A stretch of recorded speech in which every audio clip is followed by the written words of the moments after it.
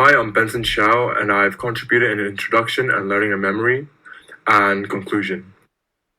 Hi, my name is James Marzi, and today I'll be covering the topics the self concept and lifestyle and values.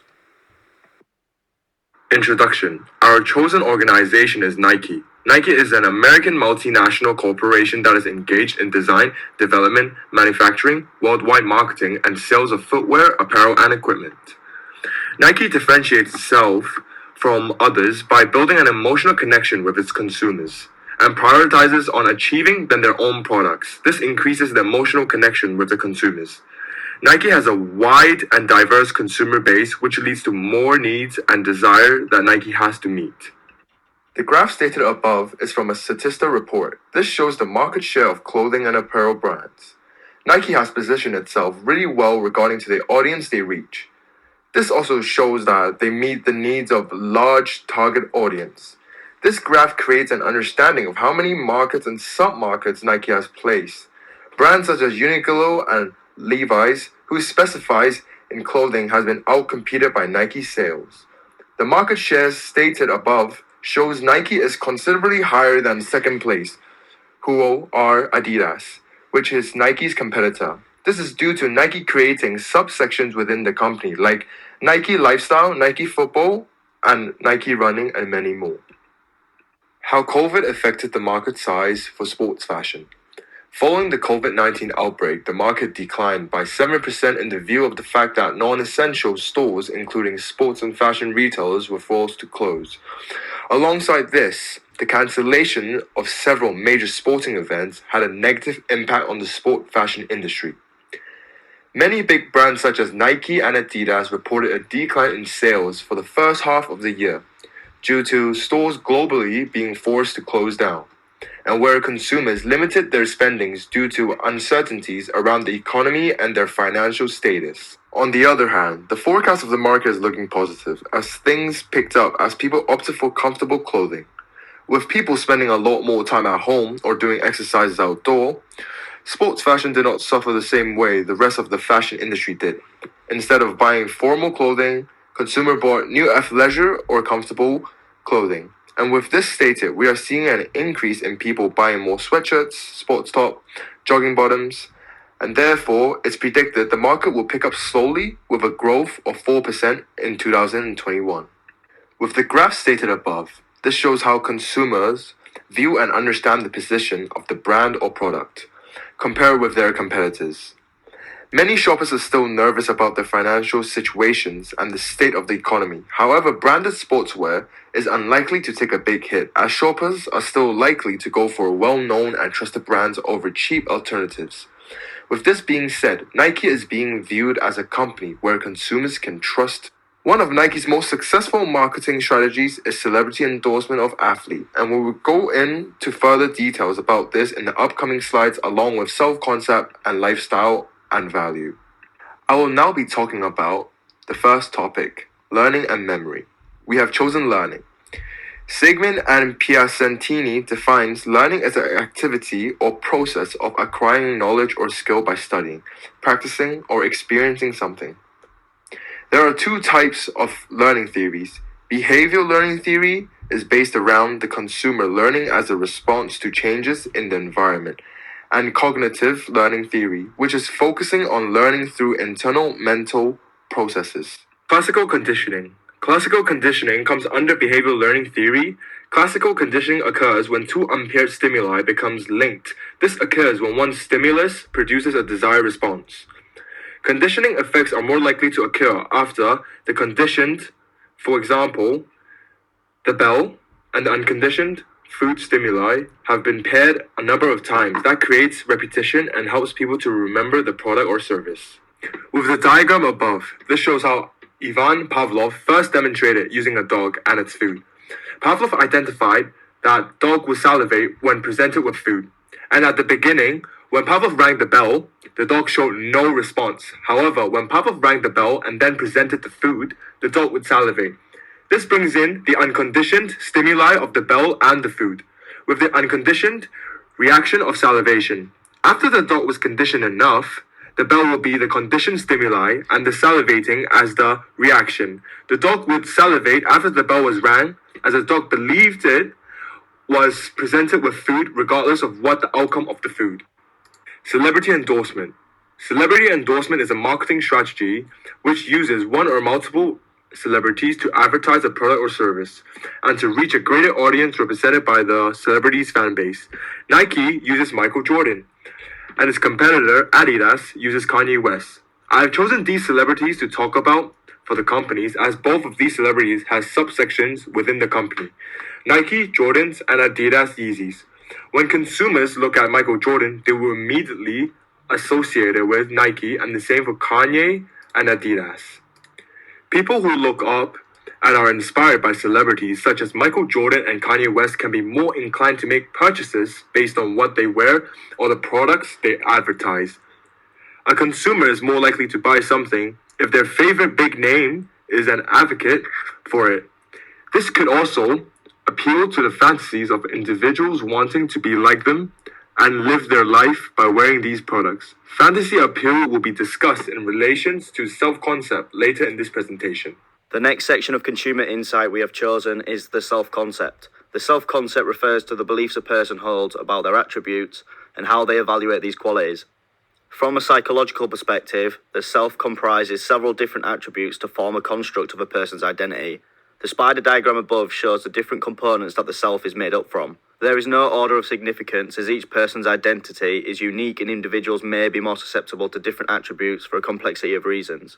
In other words, each section that the self can be broken down into may be more relevant to particular people. For example, the digital self is a version of you that exists on the internet. However, the older generations who aren't familiar with modern day technology may be incapable of expressing their identity online and through social media. In contrast, Generation Z have grown up during the rapid evolution of innovative technology and tend to be more in touch with modern day means of expressing identity through internet platforms. Self-esteem is defined by Robinson as the extent to which one prizes, values, approves or likes oneself, and is narrowed down by Solomon as the positivity of a person's self-concept. A person's self-esteem can be identified by characteristics and attitudes they hold about their own self and capabilities. For example, a person with low self-esteem has a tendency to expect negative outcomes from a certain performance, which leads to avoiding failure, embarrassment and rejection. On the other hand, a person with a high self-esteem takes more risks and will more comfortably be the centre of attention and believes they will succeed. Marketers can advertise products and services through self-esteem marketing. Cited from a conceptual model, Journal of Consumer Behaviour, self-esteem marketing attempts to change product attitudes by stimulating positive feelings about the self. A strategy used to market products in this way is to confront the consumer about potential insecurities they have, to encourage personal development and advertise products as potential remedies. Rosenberg states that within everybody there is an actual self, which refers to how a person perceives himself, an assessment of the qualities that they have and don't have, and also the ideal self, which refers to how a person would like to perceive themselves. In a social context, there is a term called looking glass self, which is the process of imagining other people's reactions. The actual self and the appraisal of one's social and personal worth is shaped by how they compare to other people. Leon Festinger's social comparison theory describes the two main types of comparisons, upward and downward. An upward comparison is where a person compares himself with someone who is better than them, and a downward comparison is comparing yourself to somebody who is worse. The ideal self can be shaped by various different consumptions of media and advertising depictions such as inspirations, heroes, and ideal persons. Fantasy appeal is a marketing strategy that brands may use to target the discrepancy between the actual self and the ideal self. Some consumers have a larger gap than others, which makes them the desired audience when taking this marketing approach. Fantasies are not strictly far-fetched imagined realities, but can be something a person is capable of doing but are too afraid to do so, such as asking someone out on a date or changing their style drastically. Fantasy appeals are an effective way to communicate and sell a product, as they can help us escape from real-world problems. One of Nike's latest campaigns from early 2021, called Play New, is an advertisement to communicate their brand values and encouraging the benefit of sport and the power of play. The advertisement features several elite athletes who all share the same love for movement, play and competition. The key message that is encoded is that everybody starts somewhere, and there is absolutely no shame in trying something new, regardless of how unskilled you may be at first. There is several different scenes showing examples of concerns people may have which prevent them from trying a new sport, such as having bad accuracy in basketball shooting. This message challenges the consumer's self-esteem and aims to be inspirational for those with low self-esteems, who are reluctant to try new things due to fear of being embarrassed. At the end of the advertisement, Nike uses their slogan, "Just do it," to reinforce the positive takeaway, and give the viewer the motivation to act on it. Adidas, Nike's closest competitor, also uses the approach of self-esteem marketing in their advertisements. Similarly to Nike, Adidas shows their audience the importance of having a high self-esteem and the effect it can have on the outcome of personal goals, and that dreams can be achieved and exceeded when you are determined and put your mind to it. The advertisement shown above is a video illustrating Beyoncé's childhood aspirations and how she made them a reality by following the mindset that anything is possible, which very closely relates to Adidas' slogan, "Impossible is nothing." These two examples from each company take a different perspective on the same self-esteem marketing strategy.